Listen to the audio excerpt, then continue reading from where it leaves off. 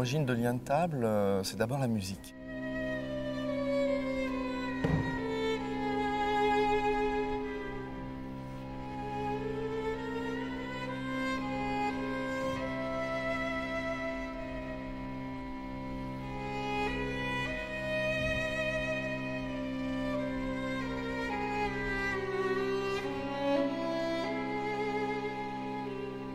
Ça a été une révélation. C'est la première fois que lors de son écoute, j'ai eu beaucoup d'émotions et j'ai un ballet qui s'est déroulé devant moi.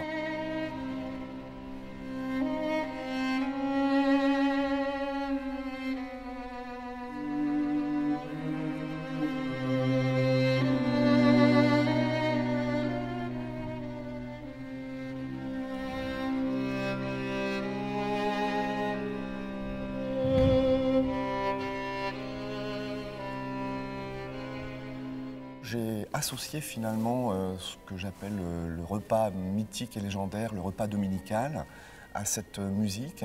J'ai donc associé une mère, un père, une fille et un fils. On pourrait dire que l'amour et le manger se confondent. J'ai retrouvé d'ailleurs plus d'une centaine d'expressions. En français, on pourrait dire « je te dévore des yeux »,« je t'ai dans le ventre ». Et avec ce mélange d'expressions, je me suis dit pourquoi pas essayer d'aller vers ce que je pourrais peut-être appeler un cannibalisme familial, donc c'est très excessif, mais la musique avait ce parallèle, cette force.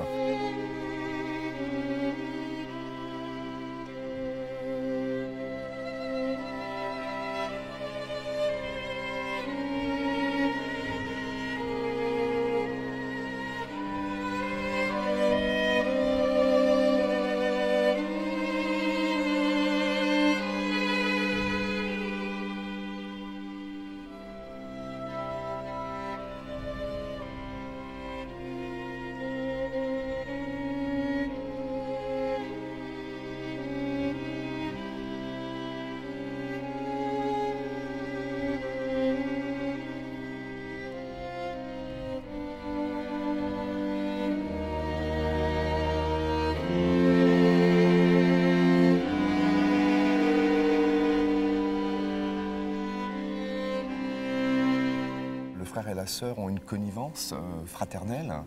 On pourrait dire que ce père est comme un monolithe, avec une autorité assez constante du début à la fin de la pièce chorégraphique, et que la mère a une forme de neutralité, avec quand même un amour, on va dire maternel, un amour vis-à-vis de son mari, mais qui se laisse finalement faire. Et c'est plutôt le fils qui décide de sauter le mur, tout simplement.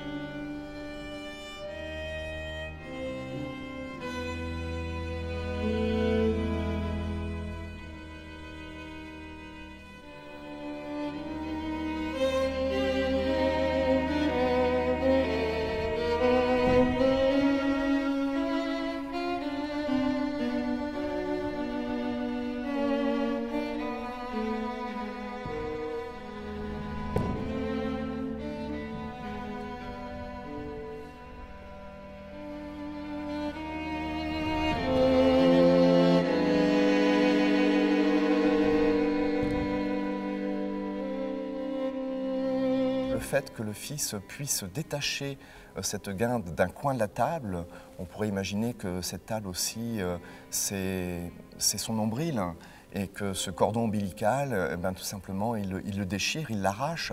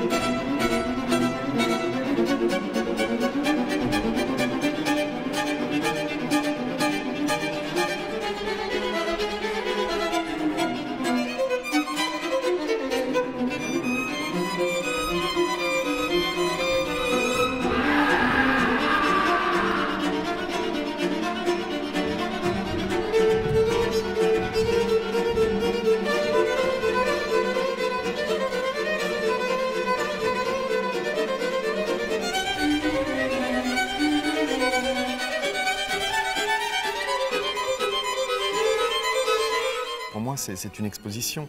Mais on sait très bien, on le note aussi dans les faits divers, tout simplement. Voilà, il y a une violence aussi familiale qui existe. C'est vrai que maintenant, à notre époque, je pense qu'il y a une attention aussi un peu plus particulière sur cela. Il y a un encadrement, on va dire, parfois extérieur de la famille pour surveiller qu'il n'y ait pas d'excès de violence. Mais ce sont des choses qui sont de tous les jours.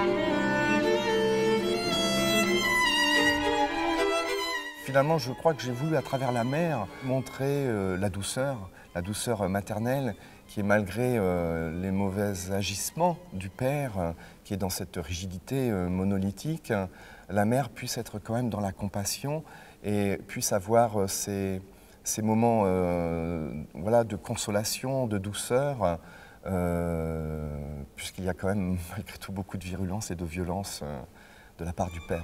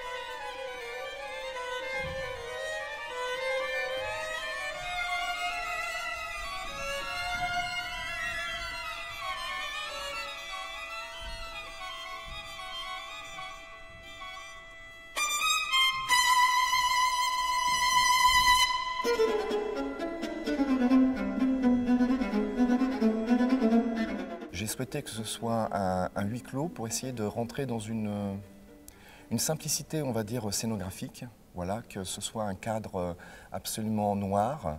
D'ailleurs, les lumières jouent le cadre dans le cadre. Nous avons au sol des graphiques.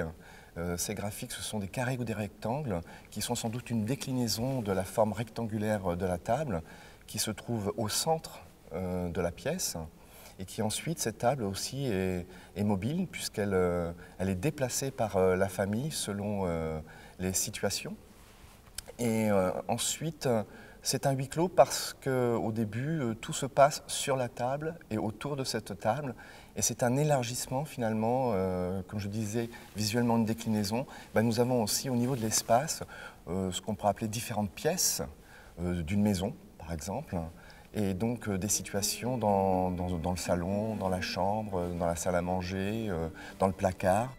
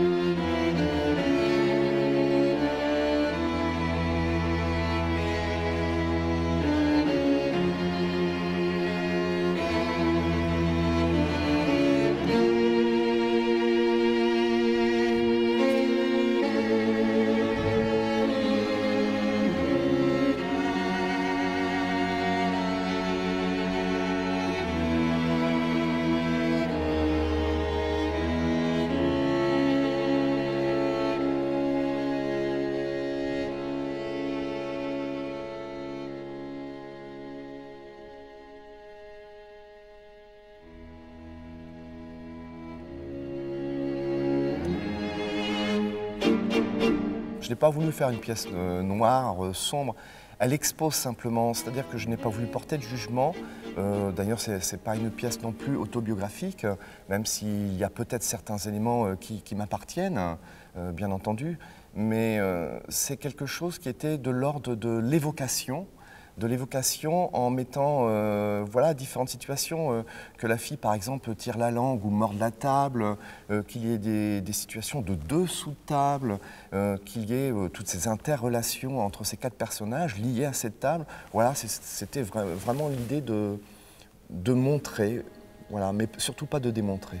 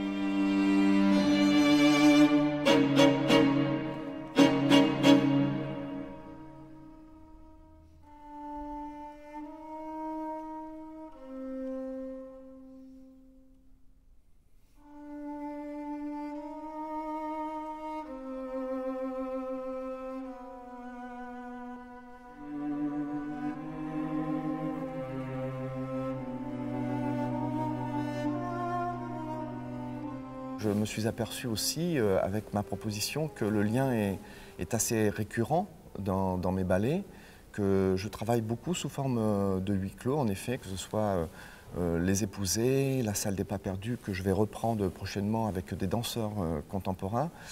Et cette volonté, je crois qu'elle appartient aussi à ce que j'ai comme idée sur la danse, qui est malgré tout un lien social et humain. Et ça m'intéresse d'aller chercher cette expression de cette humanité, et parfois même plus, hein, ce qu'on pourrait appeler peut-être l'imperceptible, l'invisible, qui est l'âme, et de le chercher simplement à travers l'idée du mouvement. C'est-à-dire que le corps ne ment pas, et à travers l'écriture et le mouvement, essayer de faire transpirer ce que j'appellerais l'expression sans rentrer dans l'expressionnisme.